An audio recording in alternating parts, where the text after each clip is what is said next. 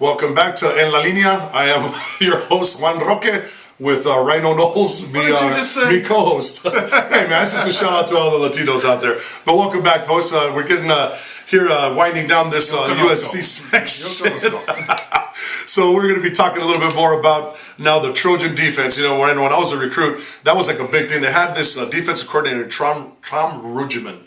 And this guy was like a 55-year-old bald guy, you know, real tough-looking guy. You could tell he's from the Midwest somewhere. Yeah. Big old hands. And he gave this real passionate speech about Helen of Troy and the Trojan defense. And when you're a recruit, man, I'll tell you what, that gave me shakes, man. I wanted to play for this guy. That kind of would open the door for me to want to be a Trojan. Thank God I joined the right side of the force and became a Sun Devil. Well, you walk into that this is something they take seriously. Yeah, you walk into that Coliseum, you walk into that athletic facility, and they really lay out the red carpet for everybody who walks in there. I mean, just the sheer number of championships that they've won in the variety you of can't sports. deny that.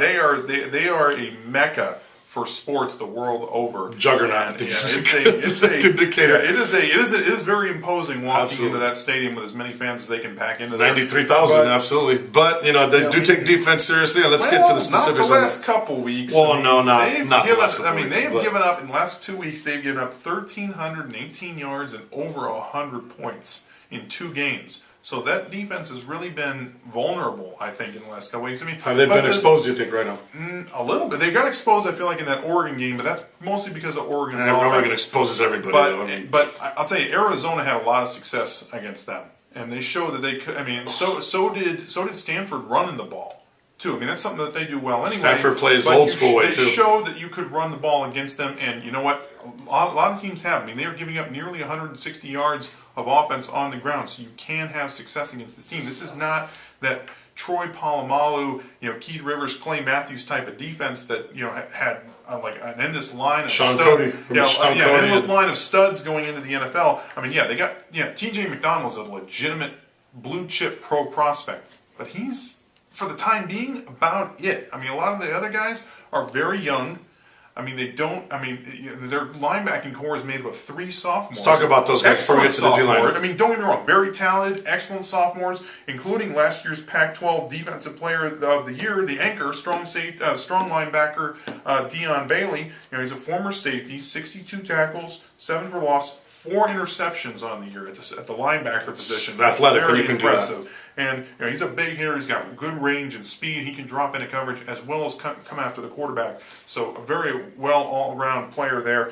And then on the weak side, Hayes Pollard is another excellent player. He's very instinctive. He's a third leading tackler. That's right. Pretty impressive. 58 tackles, 4.5 for loss, and an interception. And then that famous number 55, Junior Seau. Oh, geez, Keith Rivers. They need to retire that number. All those guys, and that is worn by their starting middle linebacker, Lamar Dawson, who's another excellent player for them. He's second on the team, I believe, with 47 tackles. So he's an excellent player for them. And then of course I mentioned T.J. McDonald. I mean, that guy just fills up that stat sheet, and he is all over the field all the time. 76 tackles, 5 for loss, an interception, and a block kick in the year. So he really gets after it in all facets of the game.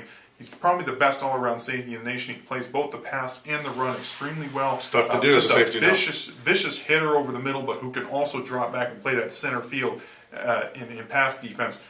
He's a team captain, so he's probably going to be one of the first defensive backs probably taken in next year's draft. And then, of course, one of their cornerbacks, Nickel Roby, is another guy you need to watch out for. You talked about him last year. Yeah, he's only about 5'8". He's kind of a Cortland Finnegan type of guy, but like Finnegan, he will get after it. He's a little bulldog. I mean, he's not afraid to mix it up with the bigger wideouts. He's first team All Pac-10 last year. He's an excellent cover corner. Definitely got to watch out for him. All right, now up front, of course, they lost Nick Perry, who is now with the Green Bay Packers, earned himself a first-round draft pick. Devon Kennard, the local guy, Devon Kennard's hurt. He's not playing. So right now, Morgan Breslin is their standout on the defensive line. 6'2", 245 pounds. Not a big guy, but he's their leading tackler. He's 39 tackles, 14 for loss, 8 sacks. Along the D-line, yes. And 4 pass breakups. He's the guy who has 8 sacks on the year, right? Absolutely. He's their leading guy. He's the guy that gets after it. He's very, very quick off the ball. He's great first step. He's a speed almost rusher. Derek Rodgers-esque in his first step. I'm not as good as Derek, but definitely has that type of talent where he can get very disruptive very quickly. And of course, Wes Horton is the bookend on the other side. He's the guy that gets after it. 23 tackles on the year. He has 4 sacks, pass breakup, a forced fumble. So these are guys that the tackles are going to really need to focus on. And when we get to the key matchups, I'm going to really talk more specifically, what do Bryce Schwab and Evan Finkenberg need to do to get these guys under control? Because if these guys run free, it's going to be a long day for Taylor Kelly. Yeah. So that's going to do it for intro of the Trojan defense. When we get this rolling again, we're going to be talking about the key matchups. And of course, I already kind of hinted to what I'm going to be talking about. Of course, I'm going to talk about the O-line. Yep. The hell else do I know? Don't go anywhere else. We'll be right back.